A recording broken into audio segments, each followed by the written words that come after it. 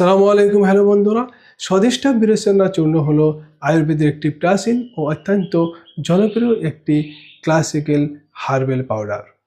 আধুনিক আয়ুর্বেদিক চিকিৎসকরা এটাকে মাইল্ড লাক্সাটিভ হিসাবে ব্যবহার করেন, যা কঠিন কেমিক্যাল লাক্সাটিভের মতো পেটে ব্যথা বা দুর্বলতা না দিয়ে অতি সহজে মলত্যাগ করতে সাহায্য করে।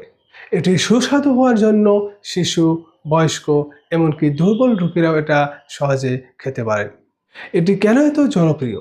এখানে থাকা সেন্না, অ্যাস্টিমধু, শুদ্ধ গন্ধ এগুলাই আমাদের পেটটাকে ঠান্ডা করে, শান্ত করে এবং রেচক হিসাবে কাজ করে আর মলত্যাগ করতেও সাহায্য করে।